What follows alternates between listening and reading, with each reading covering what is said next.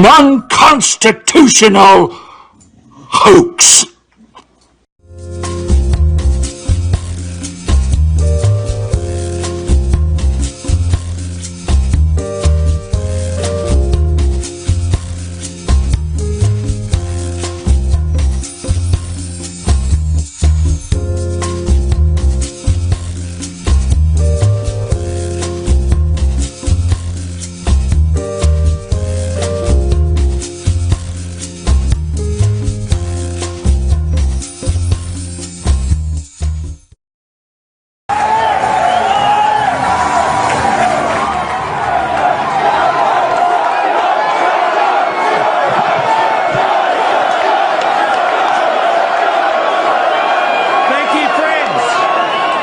Thank you, friends.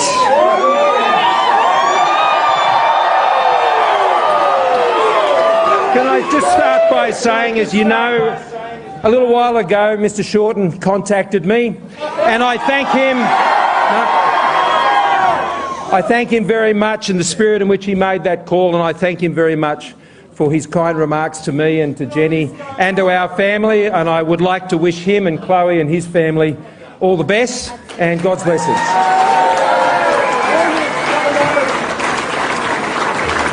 I have always believed in miracles.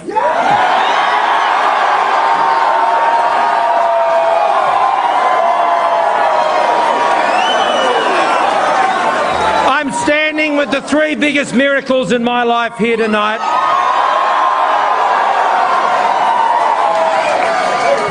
And tonight we've been delivered another one.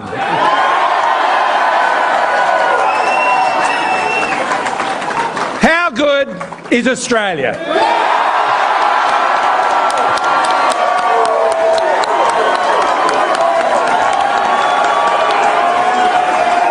And how good are Australians? This is the best country in the world in which to live. And it's those Australians that we have been working for the last 5.5 years since we came to government under Tony Abbott's leadership back in 2013. It has been those Australians who have worked hard every day. They have their dreams, they have their aspirations. To get a job, to get an apprenticeship, to start a business, to meet someone amazing, to start a family, to buy a home, to work hard and provide the best you can for your kids, to save for your retirement, and to ensure that when you're in your retirement that you can enjoy it because you've worked hard for it. These are the quiet Australians who have won a great victory tonight.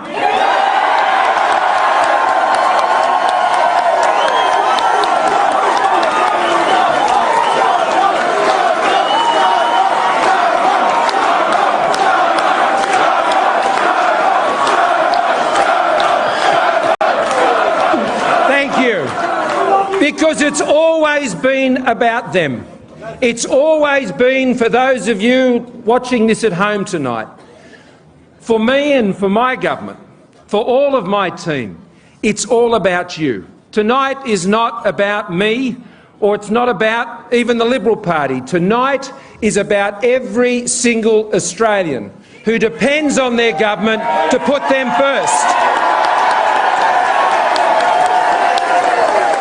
And so, friends, that is exactly what we are going to do.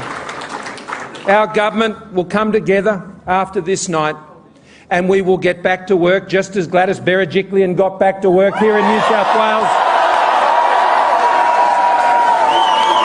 just a few months ago. And that is our task, and that is my undertaking to Australians from one end of the country to the other.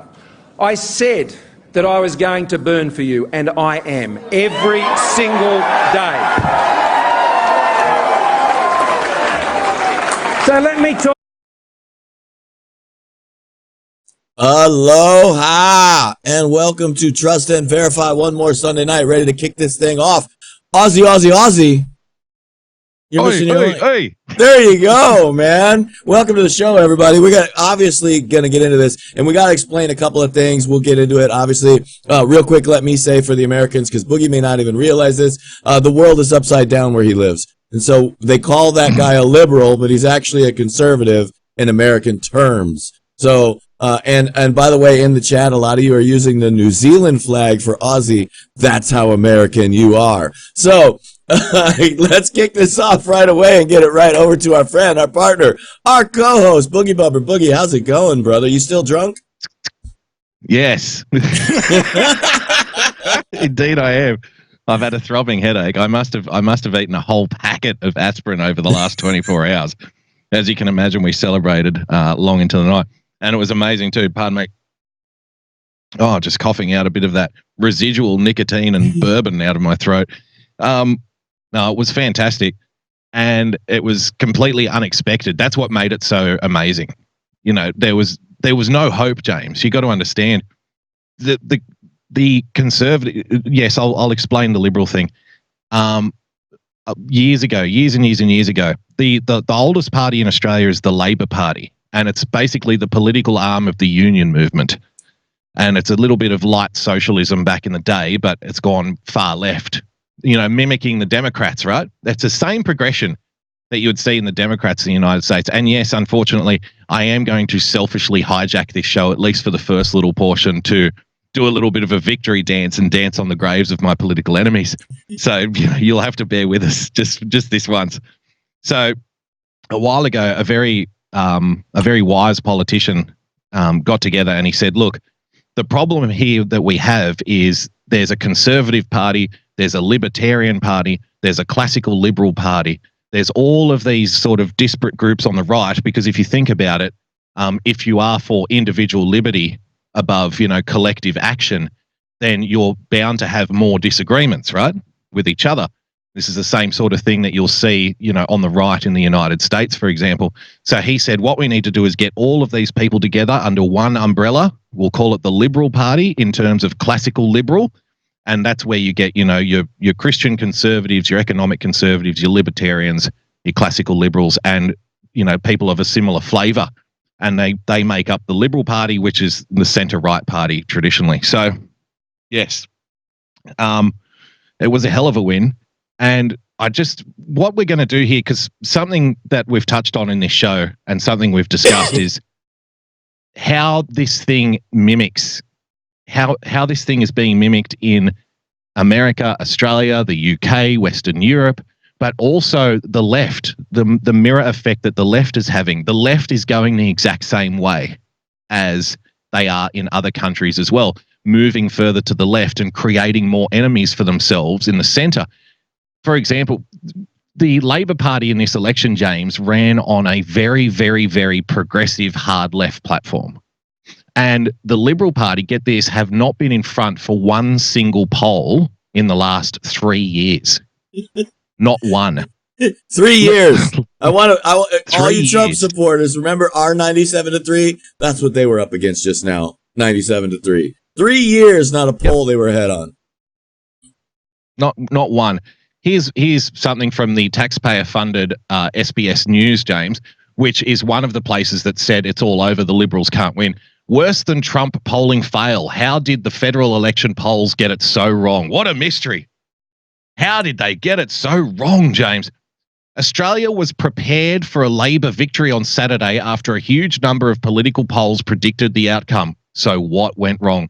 Polling experts and voters alike have been left baffled after the coalition swept to an unexpected win on Saturday. And I'll just explain, the coalition is the Liberal Party and the National Party, which is like a rural party, right? So those two parties together form the coalition. Flying in the face of weeks of opinion polls that predicted a Labor victory. ABC election analyst Anthony Green summed up the mood early in the night when the coalition began to buck polling trends. At the moment, on these figures, it's a bit of a spectacular failure of opinion polling. And we'll just go down here. There's the would-be Prime Minister, Bill Shorten, with tears in his eyes, very tasty, salty tears on the night. Political scientist Dr. Andy Marks, who said earlier in the campaign that a Labor victory was virtually unquestionable. Where have you heard that before? Mm-hmm. What does that sound like, James? Remember, Brexit can't happen. Yep. Trump cannot win. There's no chance. Based on polling, told SBS News, the result shows how worthless mainstream polling has become. That's an admission right there from the taxpayer-funded organisation. I have always believed in. I think this is really a cataclysmic era of polling in this country. We've seen surprises with Brexit and Trump in recent years, but generally Australia, due to compulsory voting and other more stabilising factors, hasn't really been exposed. And that's true. We were saying before this election, myself and people who think like me, that, we probably are going to lose, because even though polling is horrific in countries like the United States and the UK, here in Australia, it's pretty good. We get it pretty close. If you think about it, it's only 20-something million people, right? There's compulsory voting, so there's less fluctuation in the data. But now, all gone. All gone. Thrown out. Basically, the exact reverse happened. They said one result, and they said, the numbers would be 48.5 for the coalition, 51.5 for Labor. It was exactly reversed. How do you explain that, right? Can you pull up that picture of Shorten real quick? Absolutely. Happy to. Yeah. I just want everybody in our show to realize that they're already calling him Billary. Billary.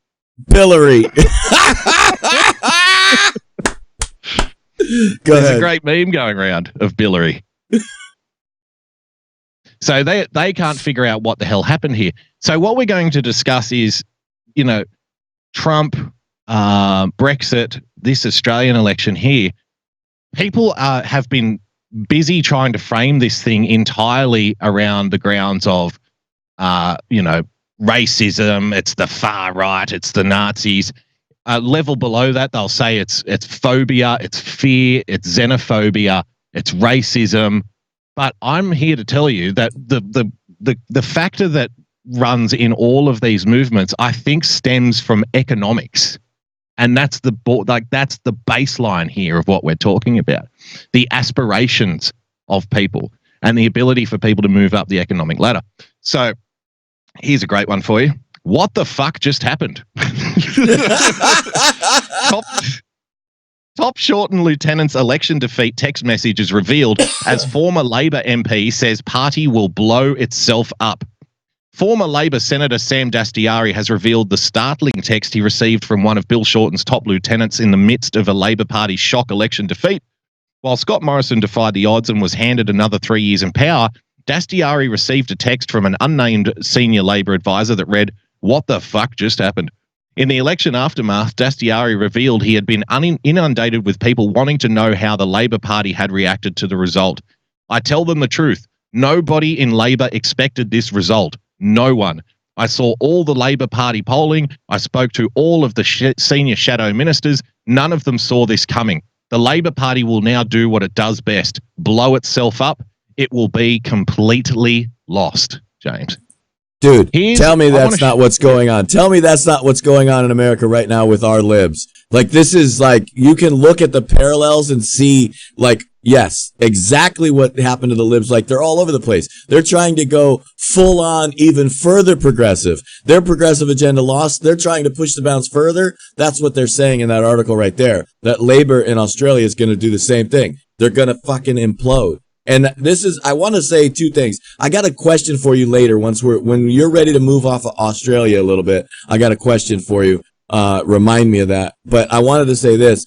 Hey, all you guys in the UK that are not patriots, not the ones that watch this show, but the retards over in England. You're all a bunch of fucking pussies. They've been dragging Brexit out for 3 fucking years. And look at what happens in these other countries like America and Australia. The patriots are standing up, voting it out. Now get it done. Why in the world are you letting your politicians over there in the UK drag this Brexit deal out well beyond all these? This is a hard date. We cannot go past this date. After the date, if we don't have a deal done, it's a hard deal.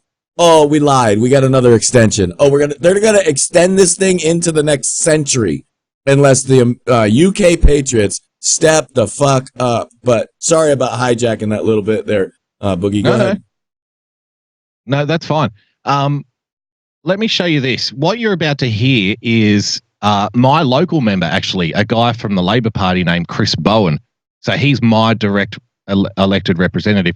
He's the shadow treasurer, and he's sitting next to, on this panel, a guy who would probably best be described for my American brothers and sisters as the Australian Rush Limbaugh, essentially. He's a morning talk show radio host. He is regarded as the most influential radio personality in the country. In the city of Sydney, with the biggest market share, he has the biggest audience. So, and he's an angry firebrand conservative, to put it mildly. So and this is going to show you the fundamental inability for the left, not just in Australia, not just in America, the lack of self-reflection while staring down the barrel at an electoral defeat that none of them predicted. The inability for them to actually grasp their own mistakes and just start blaming everybody else and blaming things. Check this out. Move on. I mean, look, it is a tremendous performance by Scott Morrison. On the move. I thought that Chris, I've got to ask. So this is Alan Jones, and he's going to ask Chris Bowen, the shadow treasurer for the Labor Party. Good embarrassing question. I've got some texts here, and they said, I see you sitting beside Chris Bowen. He did say, does he like your staff here? If you don't like our tax policy, don't vote for us. Now, I didn't actually say that, but I said, no, what I said was, we're putting our policies out for people to judge. Yeah. Unlike the Liberal Party, who hid their policies. Who still haven't told us what their policies are. Still haven't told us what their policies are. I mean, what does the Morrison government do on Monday morning if it's re-elected? What is their agenda? What is their plan? Well, we have to have a 50% renewable energy target, that's for sure. Well, we know you don't believe in climate change, Alan. With respect, I do. So, okay, we differ there. Well, it was about on climate change tonight. How have you managed? Climate change, apart from Zali Steggall. I mean, hold on, replay that, reset that. I couldn't even hear it. Hold on. Go back like 30 seconds and play that again, because this guy just gets lit the fuck up. And if you don't hear it, I mean, if you're not paying attention, I know it's hard through the accents. That's why I want him to redo this last 30 seconds, because I want to highlight something. The guy that's on the panel right here would be the equivalent of putting our Treasury Secretary or his new incoming Treasury Secretary onto a fucking panel on television.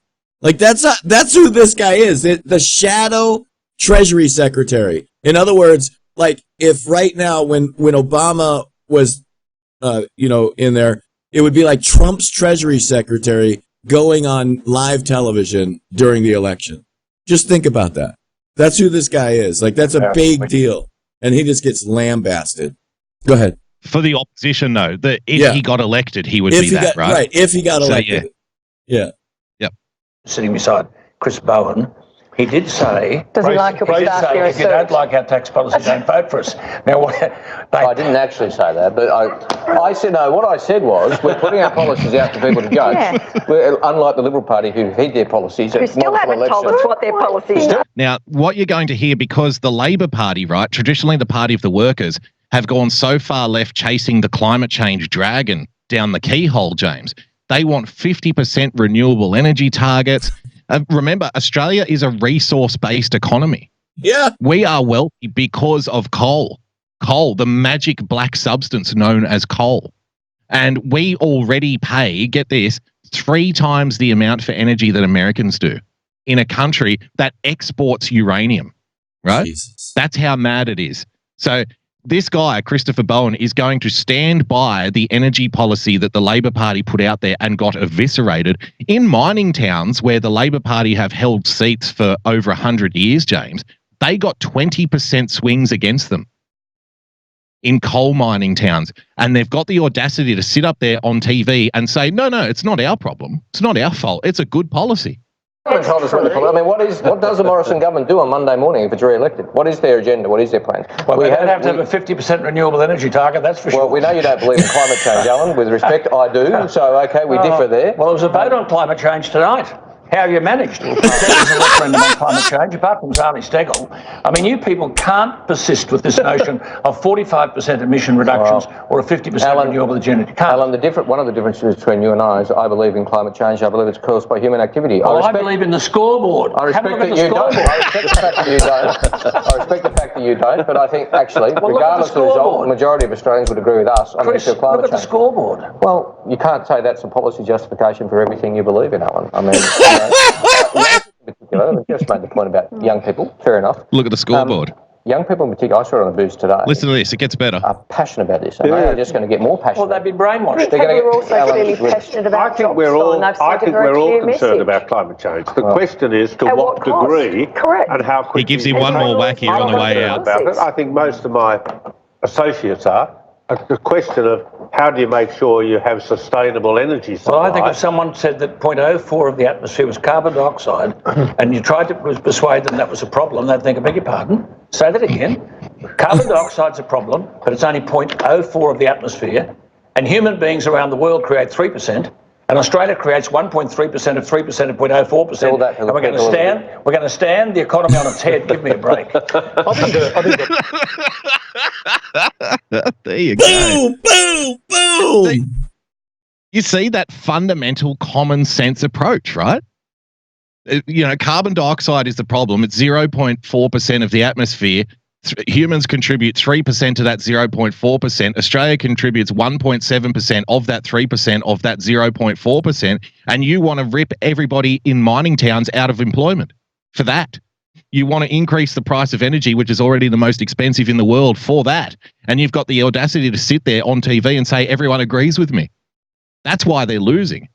That's why they're losing. And that's why the left-wing parties are no longer the parties of the working class. They're the party of the people that don't want to work, right? As you so eloquently explained on Ladies of Liberty. Look at this. Just like the celebrities in the United States, James, Australians are dumb. Celebs fury at Scott Morrison federal election win, James. It's the voters' fault. Celebrities and commentators angry at Scott Morrison's election win have tweeted Australians are dumb and vowed on social media to move to New Zealand. Remember all those celebrities that wanted to move to Canada? Yep.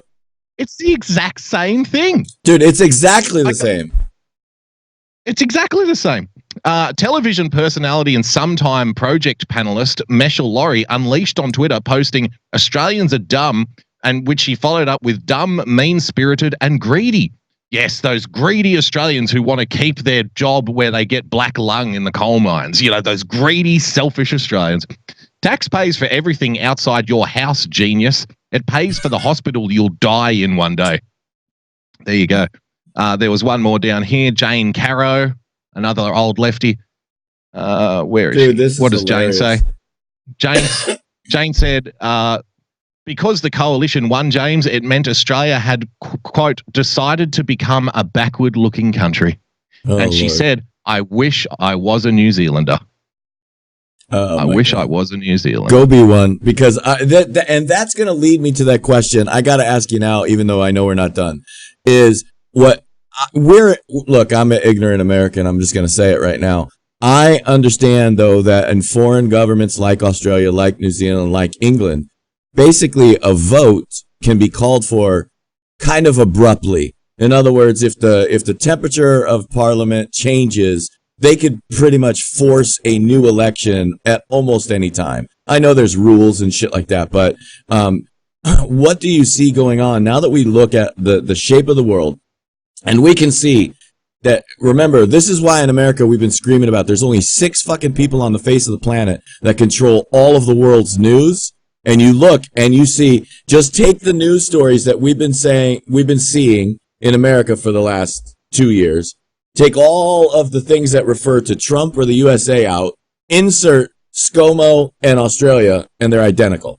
Just take that. That's what we're showing right here on this show right now. That everything that is happening in Australia, the news media is identical to the news media here. You're just inserting country for country. So now you look over here and you look at New Zealand and you look at what this crazy chick over here is doing.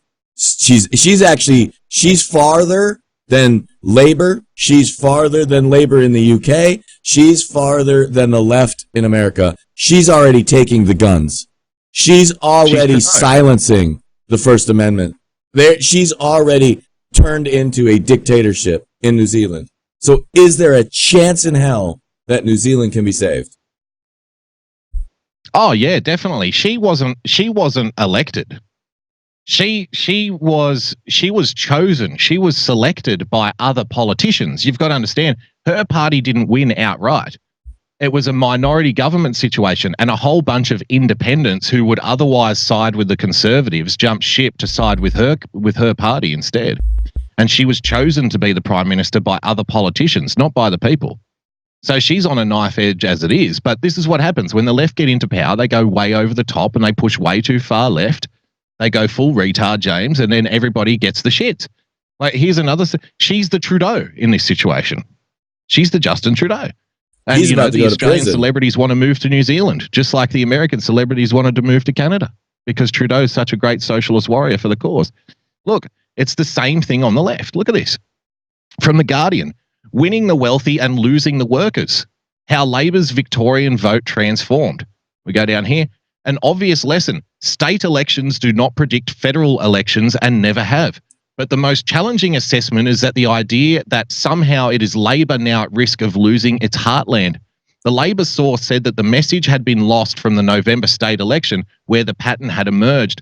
Labor had won seats like Hawthorn and almost won Brighton, wealthy, educated electorates, James. Who are the people voting for the Democrats these days?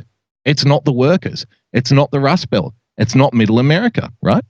We had big swings in the wealthy areas, but as we moved further out into the suburbs, the swings became less and less. In the working class western suburbs, we had swings against us. This is exactly what happened in the United States in 2016. The same trend was on Saturday. It's a complex problem economically. And now listen to this level of entitlement here. The exact same as the Democrats. It's a complex problem economically. They should be voting for us. They should be voting for us. Remember Hillary Clinton. How am I not 100 points in front? I don't understand. They should be voting for us. But they feel we are not going to help them in that space, and they default to their social conservatism. And this is an argument that, you've put forward, that I've put forward, that other people have put forward. America is generally a conservative country. Australia is primarily a conservative country. That's the default position. That is the platform. Where we disagree in the past has been on economic issues, labor relations, penalty rates. How much should people get paid? How much should the balance be toward the worker as opposed to the employer, right? That's been the discussion in times past. Now the hard left have infected the left-wing parties. They make everything about social issues, cultural issues, right? Which holes people should piss in, what words you can and can't say. These are the fights that they want to have. And that's why the traditional voters of these parties are now leaving them in droves, right? And it's about, if you then become, a party of the elites, you lose that common touch. One of the reasons that Donald Trump got elected, James, was his personability. The way, even though a billionaire can relate to blue collar people, speaking their language, doing, blue collar people found in Donald Trump a guy that they think that they can relate to, a guy that they want to be, that aspirational guy, right? Check this out. The day after the election here, Scott Morrison, the new Bob Hawke. Scott Morrison is praised for drinking beer while watching his NRL team play the day after the election win. As his coalition edges towards a majority government, there he is at the football, drinking a beer in his team's colours, right? That's the Prime Minister of Australia. That's the old Prime Minister of Australia, who was a Labor guy. Bob Hawke. Everybody, one of the most popular Prime Ministers of all time, Labor, came from the union movement, blue collar, right?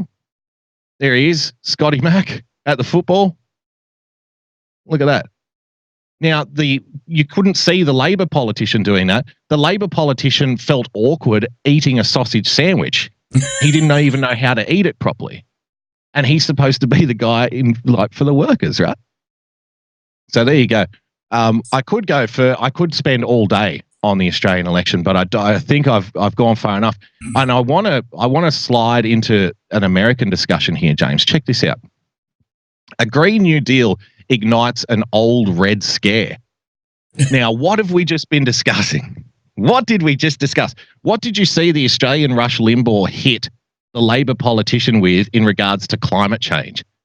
Right? Yeah. Now, this article goes, I'm not even going to read it because it goes on to argue that anybody who argues against the Green New Deal is just trying to call everybody a socialist and a communist. I found this interview with Steve Bannon. Like him or loathe him, I think it's worth watching. This was Steve Bannon on CNBC in regards to the China situation. Check this out. Well, that sounds like when we talk about the stock market, we have analysts give us near-term, intermediate-term, and long-term projections. And I think we need to break this down into that as well, because long-term, it seems like this is going to go on for years, but there's going to be near-term developments that are going to be required by whoever's watching this. We're going to need to know something within the next month, or as the election comes closer in 2020, we're going to need some type of agreement, some type of understanding to talk more later, because with what you're presenting to me, Steve, it looks like a lose-lose. I don't see how China ever would agree to what we need them agree to get a real trade deal. I know you're laughing already, but remember, what we're looking for here is parallels. Right. Why are the working classes and the suburban workers, the blue-collar workers, abandoning the traditional working parties, right? Here's another little snapshot for you.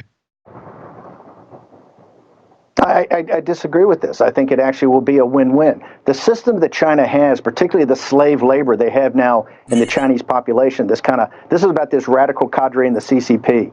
You cannot possibly have this totalitarian surveillance state. It can't exist. You have the industrial democracies, okay? What we're trying to do, and I think what Trump is trying to do very thoughtfully, is to bring them into really a world system, a system that Tom Friedman and others have talked about. The problem is we allowed the City of London, Wall Street, and the corporatists to create a system that worked for them and didn't work for working class people, whether those people are in Ohio or Michigan or Wisconsin or here in Germany. Or Sydney, or the Hunter Valley, or the outskirts of Brisbane, or rural Victoria. This is why Donald Trump's president of the United States, it was as J.D. Vance points out, it's or the northeast of the UK, James, or Scotland, or Middlesbrough. The sending of the factories to China, the loss of the jobs, and the importation of the opioids because of this crisis of kind of angst that has developed this crisis in the upper Midwest. That's why Joe Biden kicked off his campaign in Pittsburgh. People understand that this is where the presidential election of 20 is going to be decided. It is where the presidential election in 16 was decided.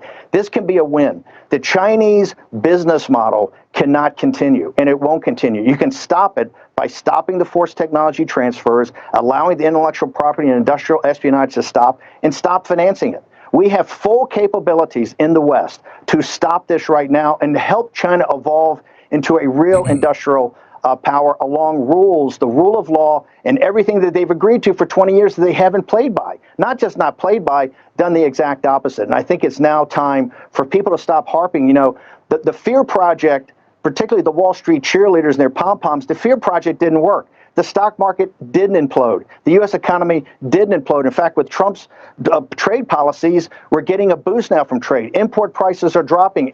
Employment's up. So now they're going to go to the farmers. They're going to try the Fear Project by the Wall Street gets it, doesn't he? junta. And whether you like him or dislike him, and a lot of people have a lot of issues with Steve Bannon, and some of them are quite right. You're quite right to have them. But when it gets to this stuff, really nobody's been pushing this barrow harder than Steve Bannon over the last 10, 15 years. The corporatists are going to try to take President Trump off of this very focused approach he has to really bring the world together in peace and prosperity. Steve. James, just before I kick it back to you, because I know you're raring to go. You're at the gate. You want to run at this full steam. All right. The coalition here won essentially through economic messaging, right? The Labor Party ran on high taxes, destroying the economy, higher energy prices, taking people out of work like coal miners, industry, James, manufacturing, right? This is the Labor Party. They're supposed to represent the union movement, okay? But they've been hijacked by the ideological hard left in a country like Australia, like the United States, which are conservative at their core, right? This argument is less about xenophobia and racism, in my opinion, and more about fundamental economic issues and the ability for people at the bottom end of the scale. The West, the promise of the West has always been the ability to climb up the economic ladder. And when you get to one level, you want to get to the next level. And when you get to that level, you want to get to the next level because you want to create a better life for yourself and your children and their children, right? That's the promise of the West. If you work hard enough, you can have it. But with the ideological hard left now running these other parties, what they're saying is the higher up you go, the more of an enemy you become. And we need to stop you from getting there, right? Yeah, you know, the problem is all of the, well, here's a good number first. Let's start here with the good.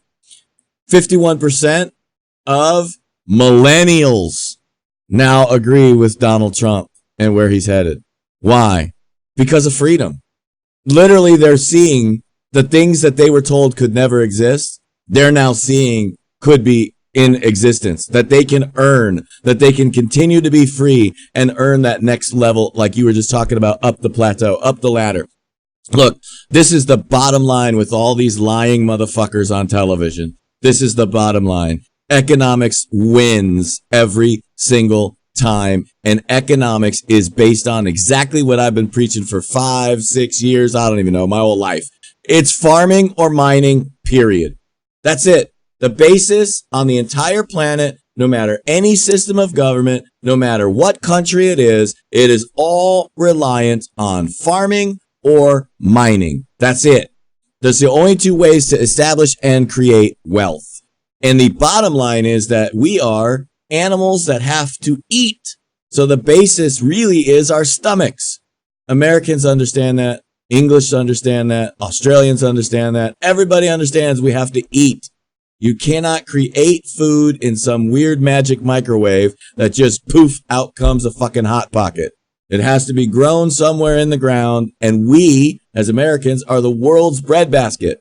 So tell me what product, what mining does China have that we cannot buy somewhere else? How can they win a trade war with the United States? What magic sauce do they have that only they have, that America has to have, that we can't get anywhere else? The answer is nothing. Absolutely fuck all. We can get anything they produce from another country, another source, or we can make it ourselves or grow it ourselves. So we cannot lose a trade war with China. All we can do is stop them stealing the money from America, from Australia, from Canada, from the UK. That's what we can do by refusing to trade with them. That's it. We are in control.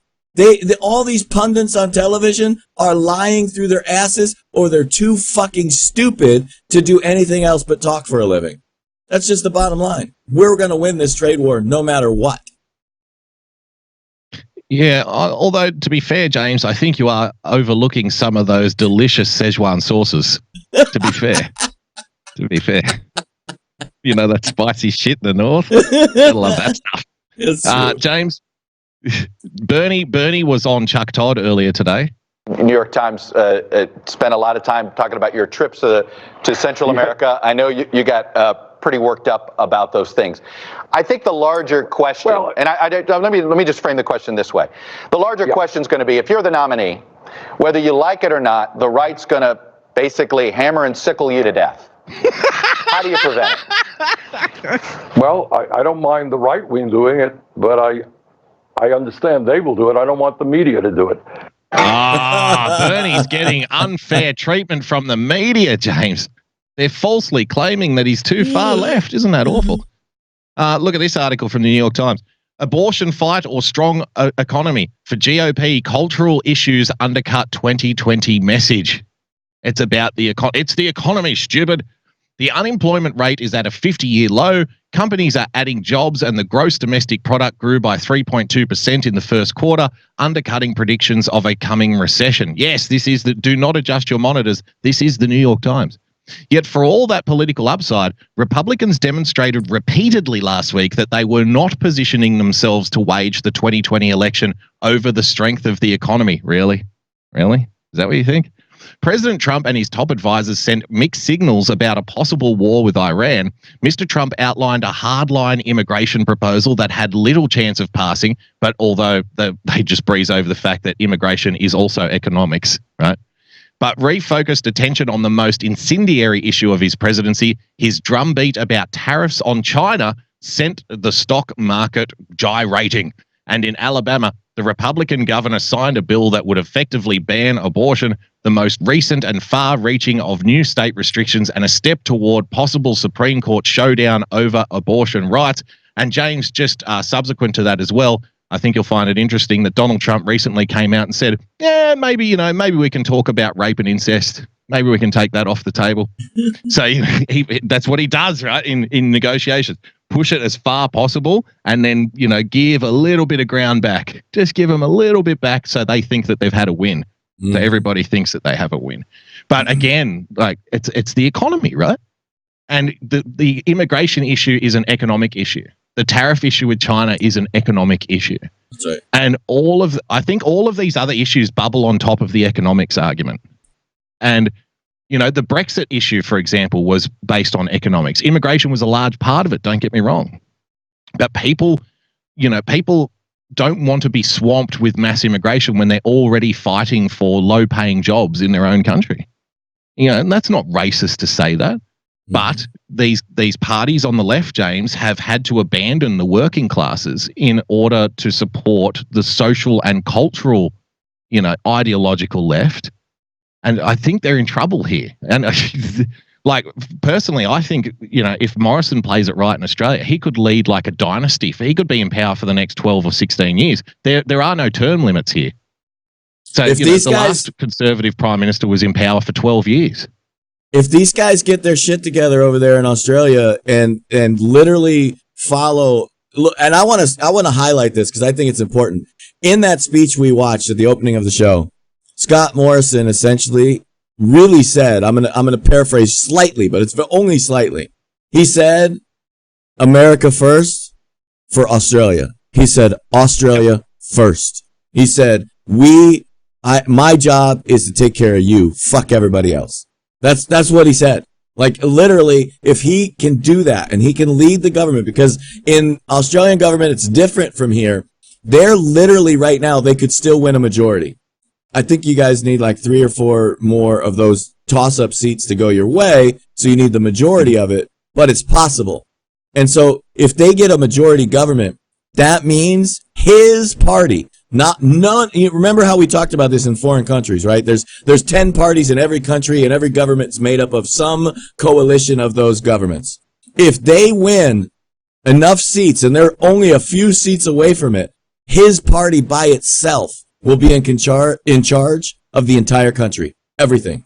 Every single level, no coalition, no pandering, no have to feed anybody anything. They get to do everything. That means it'd be the equivalent in America of the Republicans owning the House, the Senate, and the White House. That's everything. Don't need you at all. Everybody else can go fuck off. So, well, to be fair, James, just a little caveat to that. In the Senate, he would still have to deal with, small party members in the Senate. But what would happen, the way it's looking, the way it's shaping up in the Senate, there wouldn't be much opposition. So the small party members are conservatives anyway.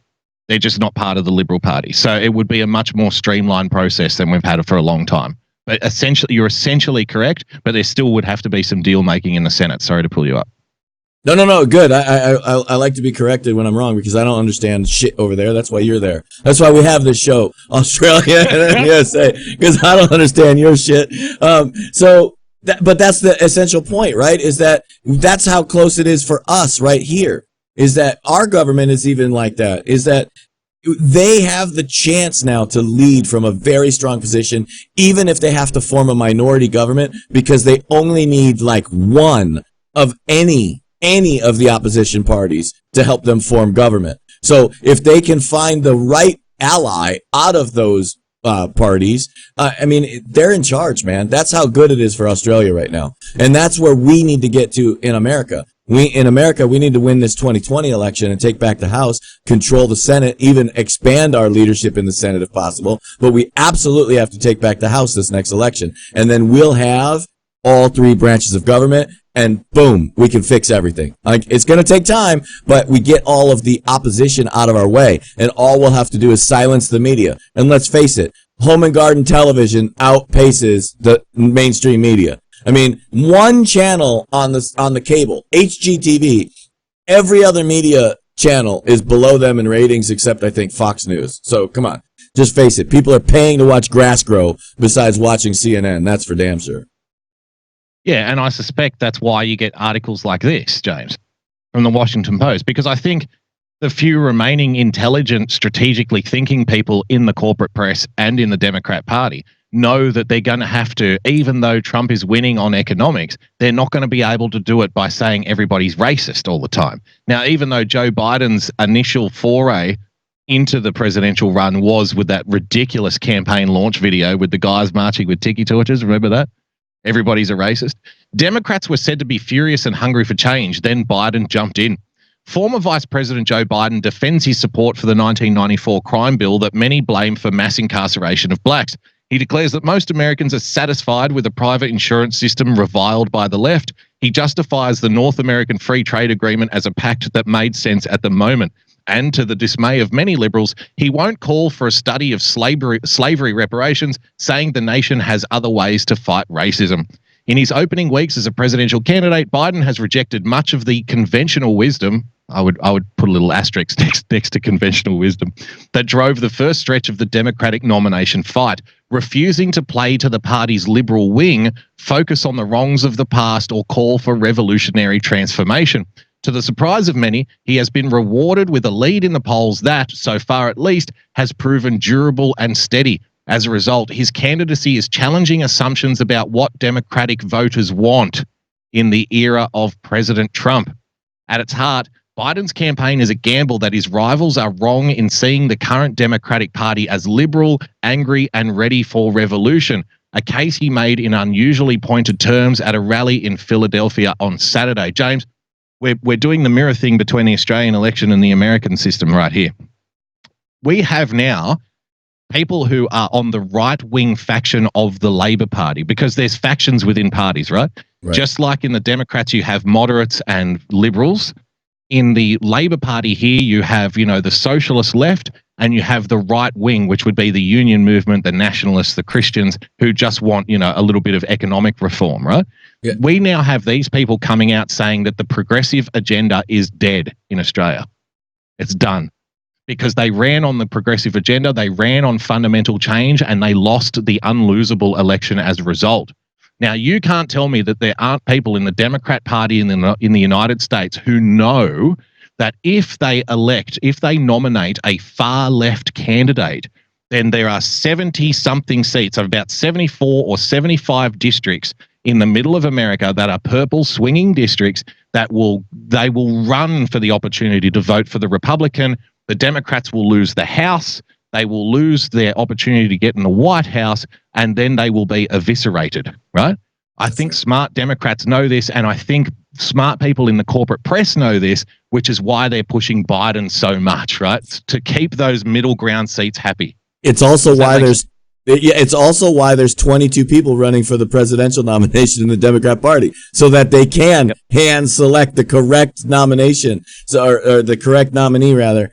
That's exactly why they're doing it. Is because if they only ran like 10 candidates, the voters of the Democrats in the primary would force them into a far left position.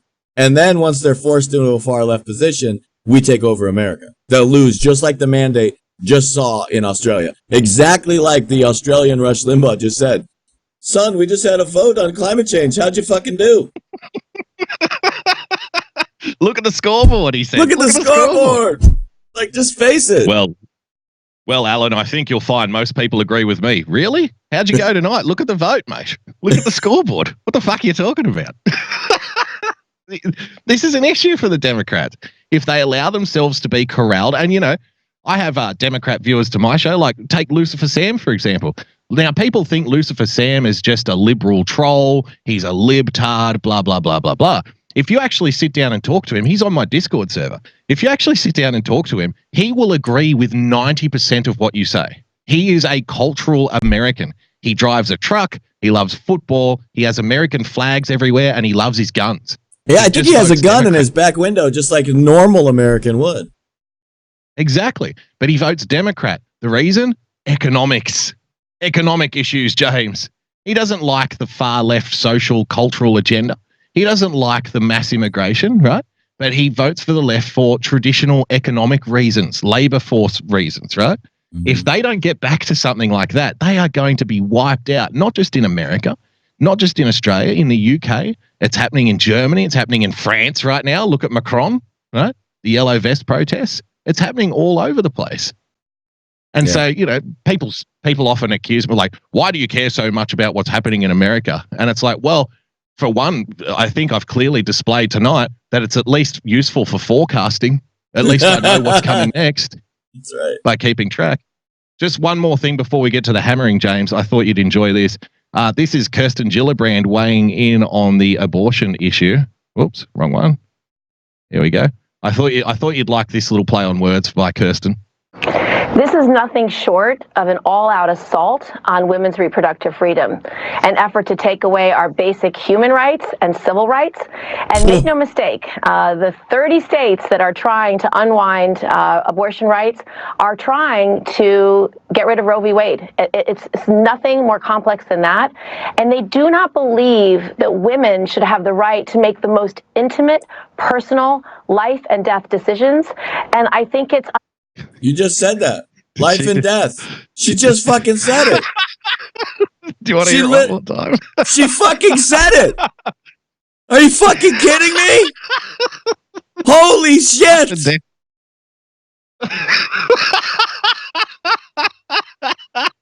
Whoops. Whoops. Whoops. This is usually what, well, this is, if she was on Chris Cuomo's show when she made this remark, this is when it goes to a test pattern. It's like, oh no. Oh no. Holy fuck, man. Oh no. Women should have the right to make the most intimate, personal, life and death decisions.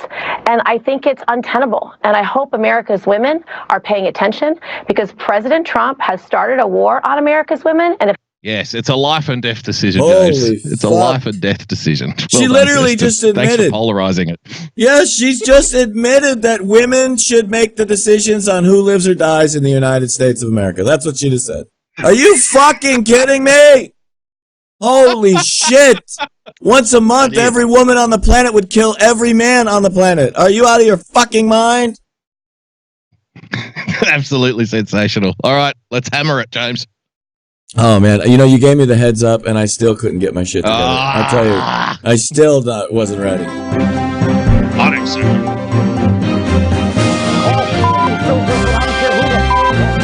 Stop the hammering. Oh, James, it's also time for a bit of this. Lemon tree, very pretty, and the lemon flowery sweet, but the fruit of the poor land is impossible to eat. Lemon tree, very pretty, and the lemon flowery sweet, but the fruit of the poor land is impossible to eat. Let's see what Donny Boy's got to say for himself, James. Let's see what Trump the dictator is doing. I'm Don Lemon, and you've got to wonder why this president loves to surround himself with strong men. Is he the only one who likes to surround himself with strong men, Don? You see what I did there? I know, it was a cheap shot. With dictators. He's met with them in the Oval Office, you know. He's met with them around the world. But this president doesn't just surround himself with strong men, leaders whose word is law. It seems he wants to follow their lead. I'm going to give you the latest example right now. Please. The White House today shutting down a request from the House Judiciary Committee, flat out refusing to turn over documents in the committee's obstruction of justice investigation. Jerry Nadler saying this. Listen to this. In effect, the president is a tyrant and a dictator with no... Now, I want to ask something. I might be wrong here, James, okay? So I'm going to need you to correct my thinking here. I know, as Bongino would say on his podcast, I need you to unconfuse me. If the system is such that the Congress and the Senate and the White House are all co-equal branches of government, right? How would it be legally possible even for the president to act as a tyrant or a dictator? Like, how, in what scenario could that possibly take place unless the president has personally taken control over the armed forces and there's actually a sniper right now sitting right behind Jerry Nadler with the red dot just buzzing around on the back of his head, right? Like, well, I mean, seriously, is there a guy off camera now pointing a pistol at Jerry Nadler going, just say what we told you to say, just read the script, like some kind of terrorist video? Is that what's taking place here? I'm not quite sure I understand. Listen, let Jerry explain. With no limit on his power. And you that don't is think un-American. so? You don't think those words are too strong at this point? He has no limit on his power, and that is un-American. A tyrant and a dictator. Well, he's trying to become. I don't know whether he's trying, but the implication of what they're doing would. Jerry Nadler is the only guy I know who can make a claim and then walk it back 3 seconds later. 3 seconds. He's a tyrant and a dictator. Do you think that's a little too strong? Well, he's trying to become. I mean, the implications are that he might look like a tyrant and a dictator. Jerry. You misstated it, Boogie. Right there. You misstated it, Boogie. He didn't walk it back 3 seconds later. He walked it back twice 3 seconds later. He walked back the walk back and walked it even further back in 3 seconds. He walked back the walk back. I like it. He's doing the foxtrot over here. Make the president a tyrant in the sense of not being accountable to the American people, not being answerable to Congress, and that no one could hold him accountable. And that is simply un-American, and we cannot abide it. Well, look at the Chiron. Does this president think he's a king? If he was a king, James, explain to me, how is it possible? How could it possibly be that the president is acting like a king if the system is set up to prevent that? I don't understand. Look, the Democrats just proved to themselves that we don't accept dictators in this country. That's why the left lost every fucking election everywhere, is because that's what they want. They want ourselves to be in their power, and it's just not going to happen. I mean, look, if the president was even close to a dictator, like, immigration problem would have been solved 2 years ago. It just would have been, fuck you all, done. Close it all off. But he abided by the law. He abided by the politics even. That's the even bigger thing here, is they knew they had the legal challenges correct, and the Supreme Court has proved him out to be correct. But he played the politics and let them sink themselves, let them hang themselves. He's letting them hang themselves right now over this crazy crap. That's why Nancy Pelosi keeps trying to say, we're not going to impeach. Everybody on the left, please stop fucking saying impeachment. You guys are killing us over here. Like, that's why she's trying to control the left, is because she knows they're walking themselves off the cliff edge. It's brilliant. I love it. And it's allowing us time. Here's the best part. You mentioned Lucifer Sam. Now, why has Lucifer Sam been a Democrat? Economics. The longer the crazy left stays crazy, it buys time for Lucifer Sam to realize how the policies of the right are helping his economics that he cares about. Like, because all of the policies of what Donald Trump is doing right now are further bettering the country. Wages are rising. Unemployment is at an all-time low for every single American. Literally, more jobs are available today than there are people on unemployment. And good jobs that can sustain families, not just fucking third and fourth and part-time jobs like we had under Obama. So the longer the crazy left does this vitriolic shit and says this crazy shit, it allows people like Lucifer Sam to realize the economics right now are in his favor. And that further drives more people away from the left. Great comment in the chat, James, from Kimmy Jong-un. She said, yes, dictators always allow themselves to be investigated for years and then release the info themselves. Like, it's very easy. If he is a dictator, he's the world's worst dictator, which would actually make sense because, I mean, he's horrible at everything, right? I mean, he's such an idiot. He can't even do dictatorship properly. Like, why did we vote for this dictator anyway? Of course, comes after the president freely admitted his plan is to defy every subpoena. Yeah. Yep. We're fighting all the subpoenas. Yeah. President of the United States. Don't you just love it's a plan? It was one sentence, James. They play 5 words and they say, "Oh, this is Donald Trump's plan. We're fighting all the subpoenas." But again, if the Congress had the actual power and Donald Trump was actually doing something like a dictator, then it wouldn't be possible for him to fight the subpoenas. The fact that he can fight the subpoenas, right, is testament to the rule of law, right? That's right. There's a process here. You can't just drag people in by the neck and sit them down and demand things from them. I think this highlights one of the biggest things that overall that the left doesn't understand. They don't understand the definition of the word equal. It's proof. They do not understand what equal means. In a lefty's mind, equal means you have to do what I want. That's the difference here. And that is why we're winning nonstop, is because they just don't understand the definition of the word equal. Well, and it's the climate change thing again. You know, the issue I have with the climate change debate is there's no discussion. It's do what we say or else. Mm-hmm. And I've said to people, I was having a conversation earlier today. You know, I was accused of being a denier. And I said, well, look, I think the human element is vastly overplayed for political purposes. But even if it's not, the proposed solutions are awful and should be rejected. Because you're going to upend every single economy. You're going to destroy people's lives with what you want to do. That has to at least be acknowledged. If you at least came out and admitted that, at least I could respect it. But see, they don't want to have, they frame it all as a binary choice. We either have action on climate change or you're a denier. It's like, well, no. We can even, if you want to engage in this little climate change thing, then fine. But there has to be a discussion about what you're proposing to do. And it's like, no. You have to do everything that we say, otherwise you're wrong. It's like, life doesn't work that way. I agree. Defying the Congress. Defying Congress.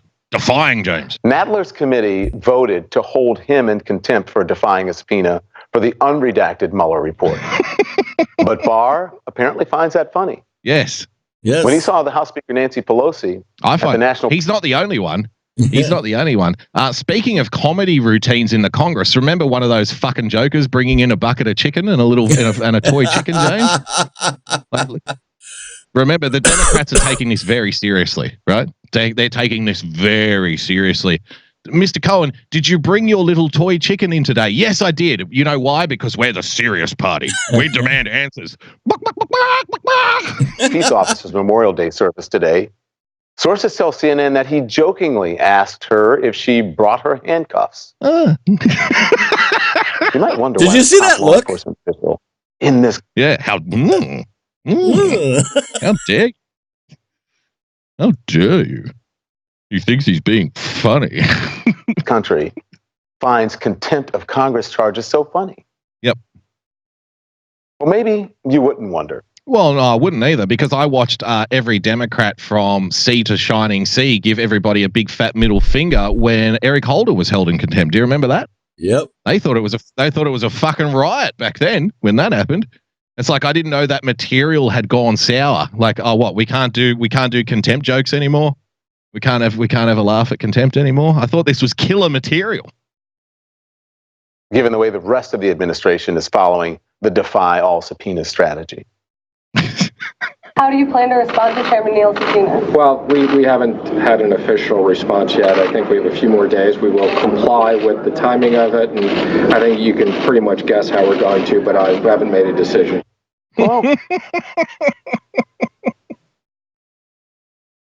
oh, this is nice. That's how we're going to, but I haven't made a decision. Well. Oh, goody. The video won't play. The video won't let us play it out. Isn't that lovely? Let's see if we can just refresh this sucker here. Don't like our chances. Nope, for some reason, we're not allowed to play the end of the video. Oh, well, that's all right. How about we end it there? Ladies and gentlemen, that was...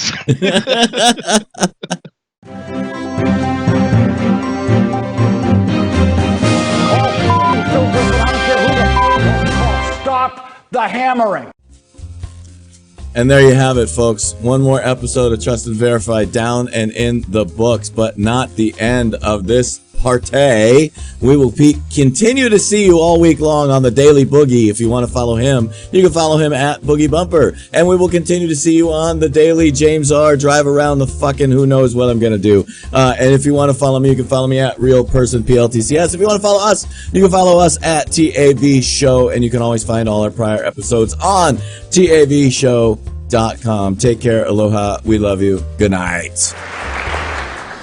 Victory is not winning for our party. Victory is winning for our country.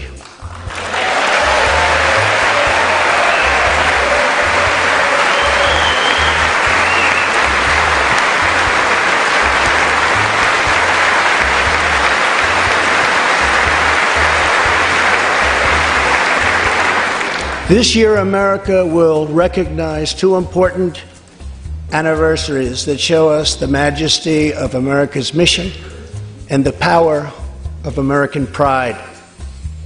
In June, we mark 75 years since the start of what General Dwight D. Eisenhower called the Great Crusade, the Allied liberation of Europe in World War II.